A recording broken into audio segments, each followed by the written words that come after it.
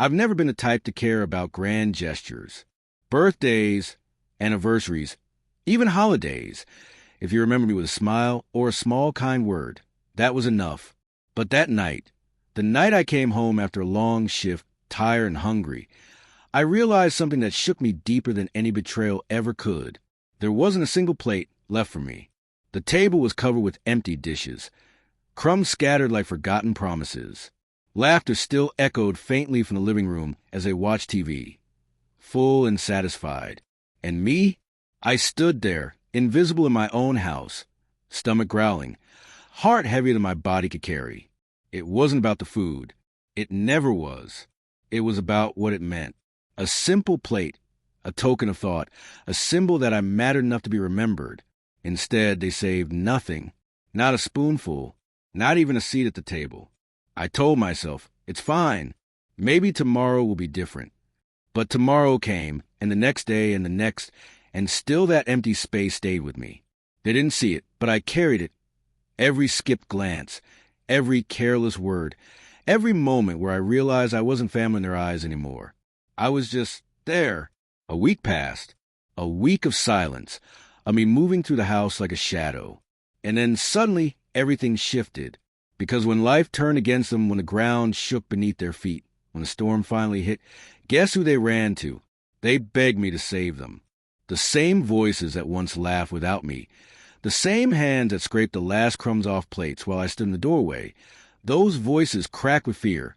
Those hands reached for mine.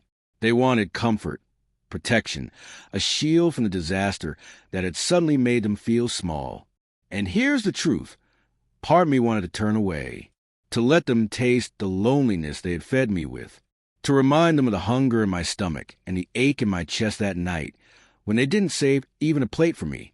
But another part of me, the part that still carried love, still carried duty, still believed in doing the right thing even when no one had done it for me, that part held me back. So I stood there calm, collected, not with anger but with something colder, clarity. I told them, funny, isn't it? A week ago, there wasn't enough for me. Now, suddenly, I'm the only one who has something to give. The silence that followed was heavier than the hunger I had felt that night. Their eyes dropped, guilt creeping in like a shadow, finally catching up. And that's when I understood something I should have known long ago. Betrayal isn't always loud. It isn't always marked by broken vows or shattered promises. Sometimes it's as quiet as an empty plate. Sometimes it's the absence of care in the smallest of moments. I didn't raise my voice. I didn't need to. My calm words were enough to carve through their excuses, to remind them of what they had thrown away without even realizing it. People think betrayal always comes in grand acts, infidelity, lies, secrets. But the truth? The cruelest betrayals are the small ones, the ones that tell you, without a word, you don't matter here. So yes, I helped them that day, because that's who I am.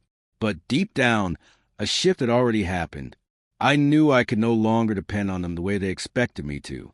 I had learned, in the emptiness of that forgotten meal, that sometimes the people you sacrifice everything for won't even remember to save you a seat at the table. And once you see that truth, you can never unsee it. They begged me to save them, and I did, but not because they deserved it. I did it because I deserved to know that my actions come from strength, not from weakness. And the next time they sit at a table, full and laughing, maybe they'll remember the one night they forgot me, the night that changed everything, the night I realized that sometimes not being saved a plate is all it takes to understand where you truly stand. Because love without respect is starvation. And I refuse to go hungry AG.